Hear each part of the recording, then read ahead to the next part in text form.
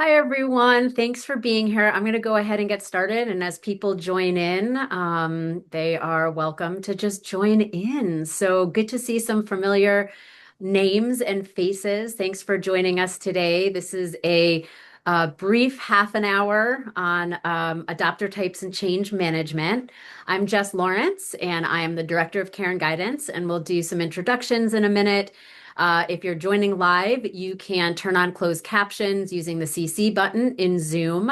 We have instructions on the slide here. And if you're watching the recording later, for example, on YouTube, you can turn on captions and select your preferred language in the settings.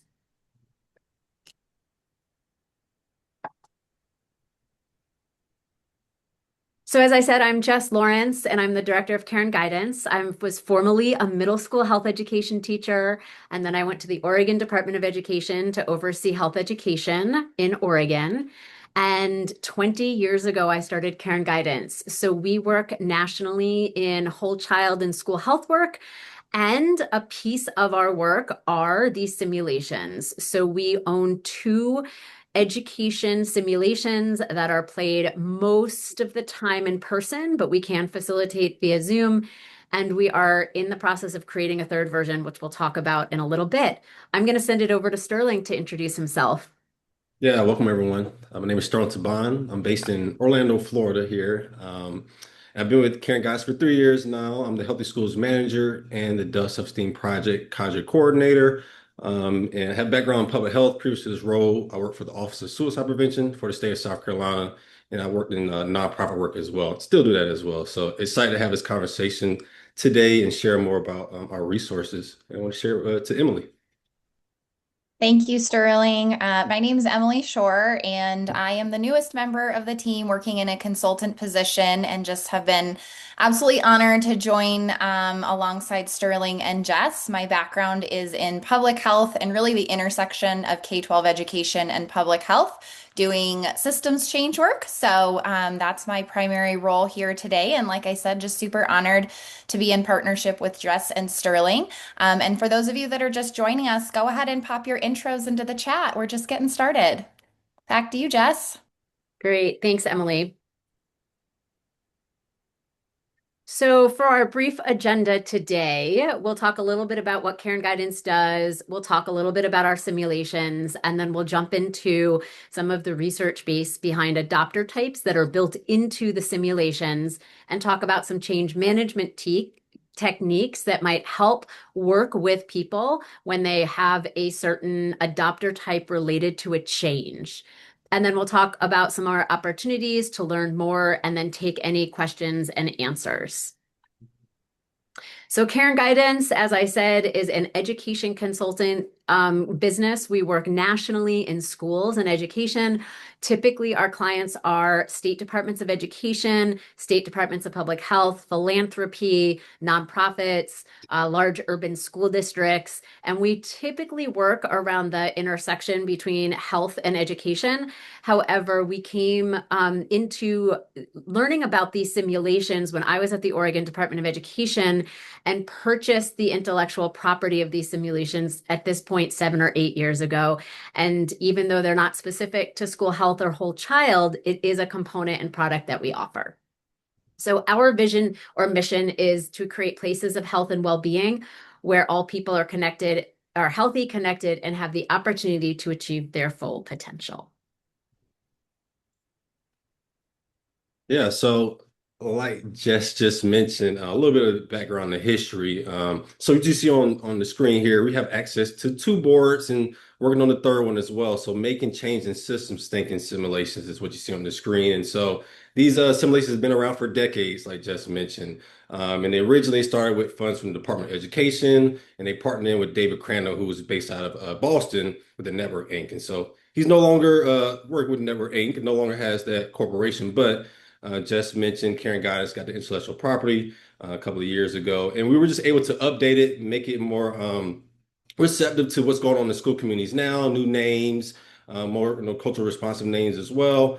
And we have a Zoom platform, a Zoom version, as well as an in-person version, as you see some of the participants playing there. So very interactive, and we look forward to telling you more about. Emily's going to tell you a little bit more about the community-based one, but That one's a little bit more for the community agencies, nonprofits, public works sectors, business sectors, right? And so currently, you have the K-12 version, then we're working on this kind of more version that grabs all those that kind of fit into those intersections. And so look forward to kind of sharing more about that. Nice. So we go into more of some of the content, a little bit we're going to discuss today, right? And so, if you heard about us, you probably are familiar or might know that this is a webinar series. So this is our third one. And so with that, you come to understand that when people play our simulations, they learn that they were developed using the basis of key grounding theories used by field systems thinking and change management. All right, so that includes the CBAM around concern-based theory. Why are people concerned with change? And the cycles such as the plan, do, check, act cycle. All right, during the simulation, during the play, it mimics the percentage of adopter types that occur in an organization, agency, or business, right? So in a few moments, you're going to see some questions that people may ask during a change or innovation that occurs in their school or in their community. These examples are, and we're going to use this example throughout our time today, these examples from educator support to resistance around punitive practice versus restorative practice, all right? Something shifting in K-12 schools around the country, but sometimes, of course, with resistance. So here are the things that you may hear within this example. So first one, I let my students know that if their behavior isn't what it should be based on our learning community, recess will be taken away. All right. This is something that they said as a standard. All right. Taking away recess is harmful to students. Time to be social, physically active, and create strong relationship bonds. Next thing you may hear, how valid is the research on not taking away recess? It works. That's probably what you may hear. And if I can't use this practice in my classroom, I need other ideas. All right. Again, this is what you may hear when someone's dealing with a change. It's particular to this one is from going from, restricted to restorative or punitive to restorative practices. And so let's go forward about some more adopter types. Okay. So of course, we want to mention this, that Rogers' theory on adopter types is about readiness for particular change or innovation. It is not about fixed personality labels. We all, depending on the time, given day, or the innovation, can find ourselves from it. An innovator all the way up to a resistor, right? So, Jess. Great. Thank you, Sterling, for giving us some of that background and giving us some examples of what people might say when there's a change in their education system. So I'm going to introduce the adopter types. Some of you on might be very familiar with these, and this is Everett Rogers' theory. It was research developed with his work, and it shares studies on how systems, including people's adopter types, can help a systems thinker anticipate change or barriers towards it. A person's lived experience can shift abilities to adopt new initiatives, equipment, or training. And we know that in our systems, in any sector, whether it's community, faith-based, a recreation center, different agencies or schools, change is constantly happening. So really what we're talking about today is how do I create or lead a change or a new innovation in a way that addresses the needs of all the people that are involved so that it feels like it's effective, it's sustainable, and I'm building trust in relationships.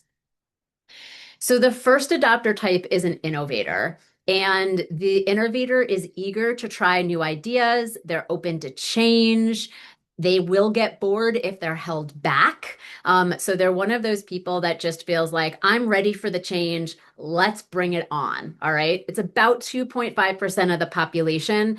So we'll ask in a little bit for you to think about a time where maybe there was a change in your life, whether it's personal or professional, and when you were an innovator. You had no resistance around it. You just thought, great, I am so ready. I'm on board. What do I need to be a part of this change?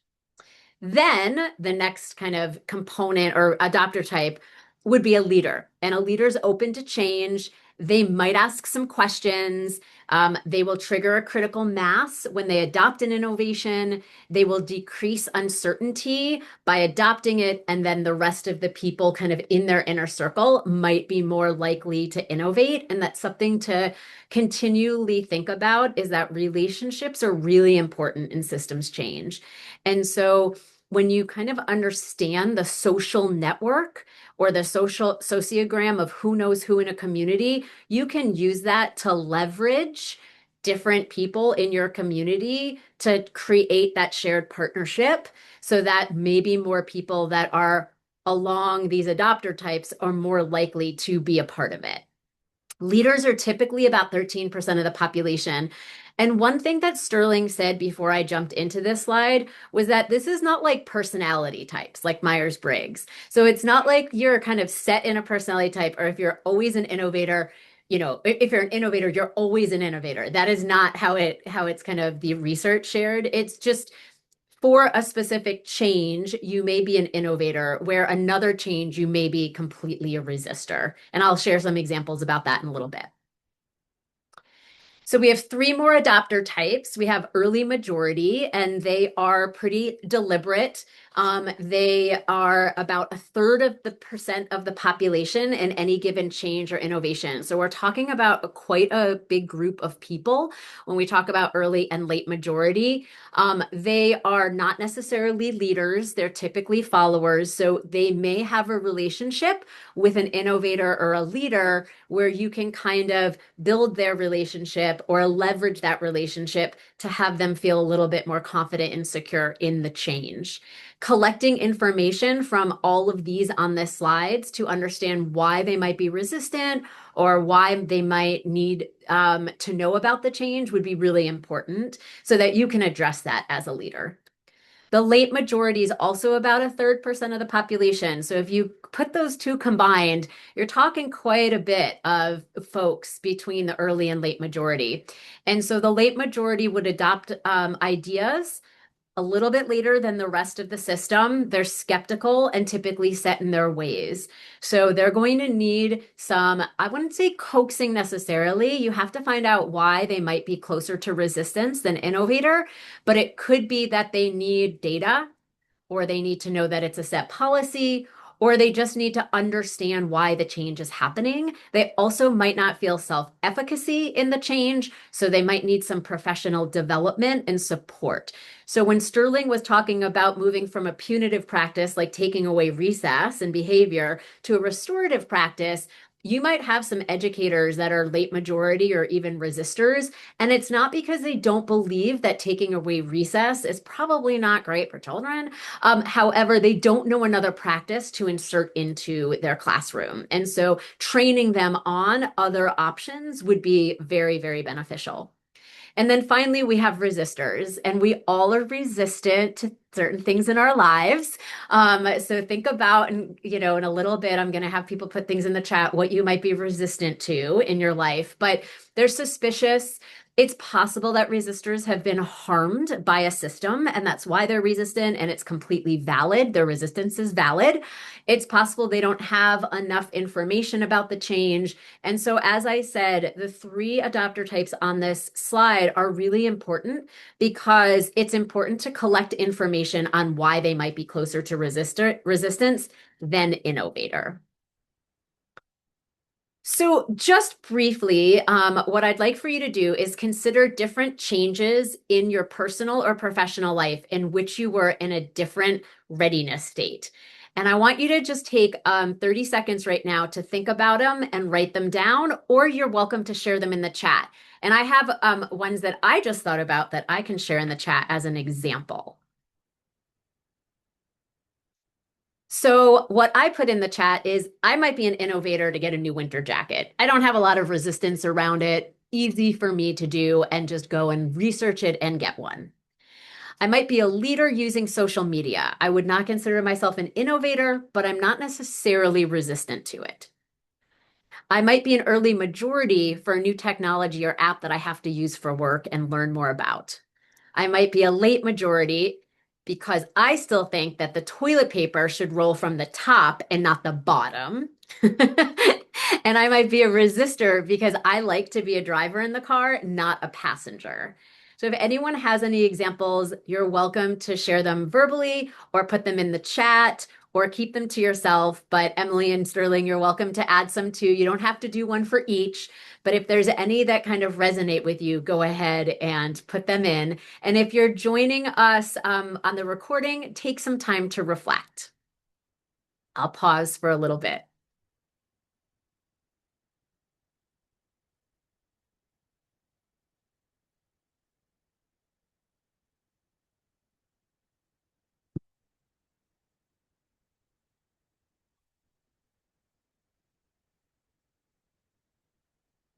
I'm going to turn it over to Sterling as we continue. Oh, thanks for people that are adding.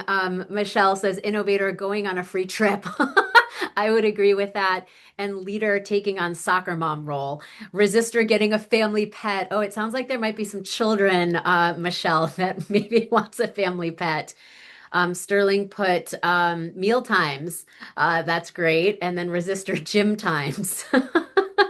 Prioritizing eating over the exercise. And then Emily put resistor paying full price for anything. Yes. Coupon mentality for sure. Sterling, I'll send it over to you. Yeah. No, thanks everyone for sharing. So as we're reflecting, as a leader, or informal leader or someone of, impact, let's say, what can you do to support people at different stages of readiness? And so we're going to go over that based on these adopter types that Justice mentioned. So, someone who's an innovator, how do you keep them engaged, right? They're already ready to go. Particular to our example, we're going to use the punitive versus restorative practices. This teacher or leader might be ready to go, but you got to be willing to accept that their readiness, their initiative, prepare them for that stage so you don't really burn them out or get them to, they might see another innovation that they're ready to hop on, right? So you got to make them comfortable, with this particular change. Our next, and if I'm going too fast, we'll follow up. I'm sorry. We want to keep you to this time period. So our next adopter type is the leader, based on our example, and feel free to read, some of this information as I speak on it. But based on our example from punitive to restorative practices, you may give this educator some policy language and some data to inform and create shared partnership around a new policy, right? Leaders wanted to be data driven and wanted to make sure that they can replicate it, right, with their demographics or with their colleagues or educators. So our next kind of readiness or group here is our early majority. They're very practical, evidence-driven as well. But based on our example of punitive to restorative practices, this educator might need, practical training and tools to move them forward from just removing recess to another practice that incentivizes, that student's behavior, right? So they're fine with that initiative, but they're just like, hey, can you provide me with something else that replaces that? So I feel confident in that as well, to meet the same pace as the leader and the innovator. Nice. Our late majority, right? So of course, the late majority is there's a bigger percentage of those that we work with, but it might be actually, like I mentioned, the majority that we work with. So they're cautious.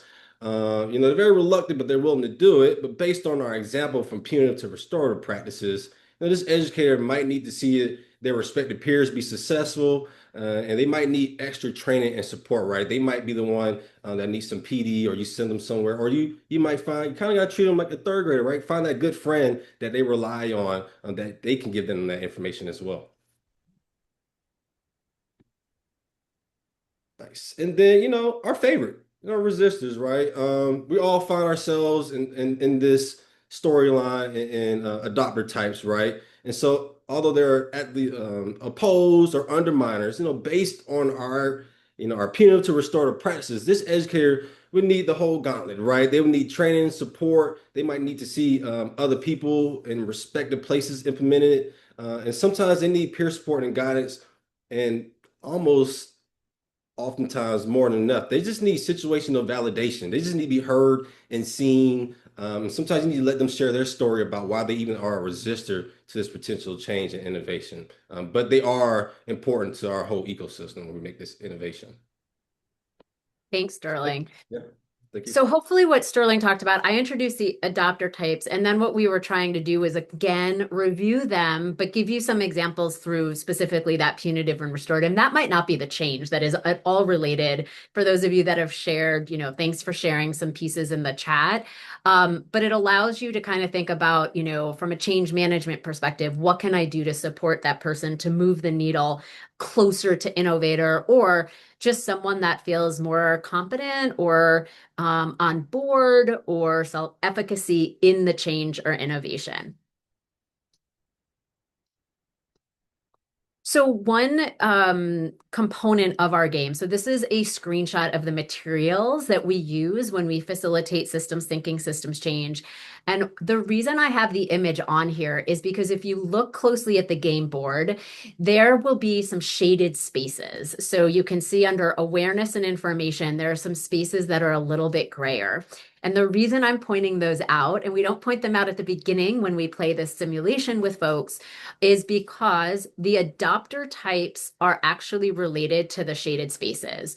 So the less shaded spaces, and by the way, when people are moving our people pieces, which we call meeples, and those you can see lined up right here under the stages, as people are moving their people through the stages of change, they get feedback cards and they're told to move their person across the game board, but they can skip over the shaded spaces. I always say it's like chutes and ladders. You get to kind of jump ahead. And so the adopter type is related to the shaded spaces on the board game visually. And people don't know that at first, but we debrief that in year 2 of 3 virtual years that we play when we play the simulation. So the less shaded spaces to skip over, the more time it takes to get this person adopting, implementing, and sustaining change all the way to sustainability.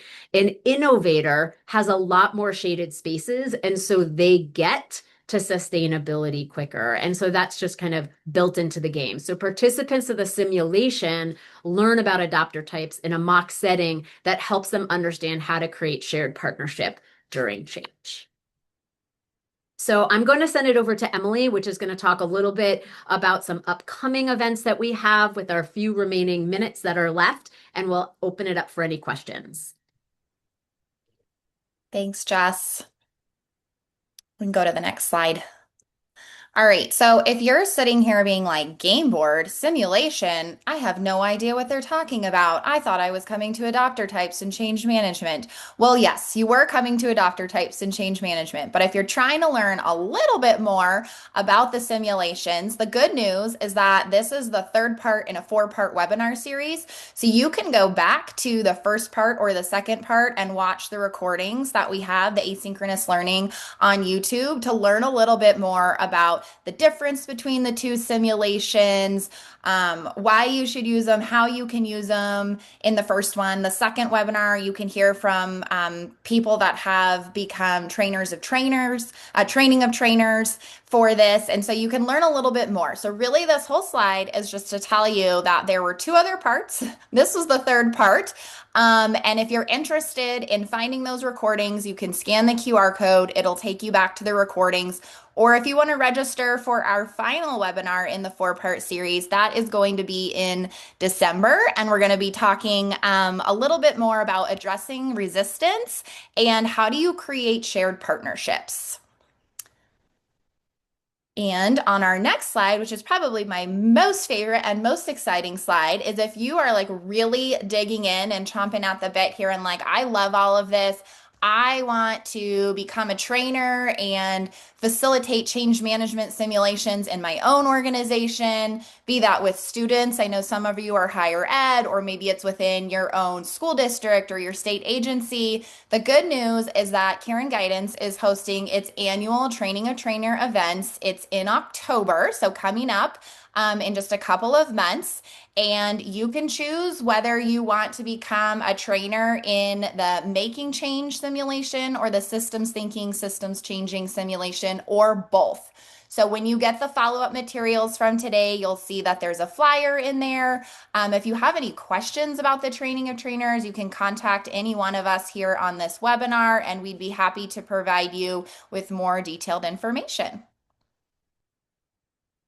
As a thank you for joining the webinar today and being a part of our series, we'd like to invite all of you to use a 10% off discount code. This is going to be to purchase the simulation or the board game itself. And so if you are like, I want to get my hands on one of these board games, I want to read about it, I want to maybe teach myself how to facilitate it and play it, all the instructions come in the kit, and we're giving everyone 10% off.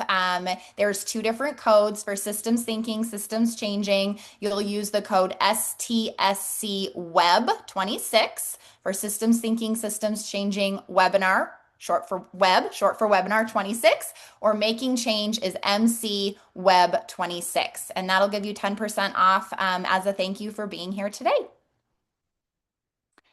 And then lastly, we really want to open it up to see what questions you have. We have about 4 or 5 minutes left in the webinar. So if you had a question about the adopter types, if you have a question about change management or how to have conversations with those different adopter types, we'd be happy to answer that now.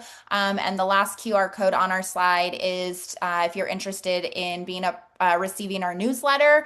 It's one of those newsletters that does not bombard your inbox. It has great information. We'll put free handouts, downloads, discount coupons, like really cool stuff in it. So if you just want to stay connected to Karen Guidance, specifically around systems and change management, this newsletter is all about that and only that.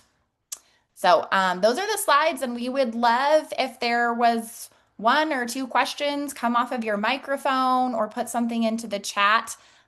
This is the space for you all to take up. Thank you, Emily. We'll pause here to see if anyone has any questions or comments, and if not, have a wonderful day.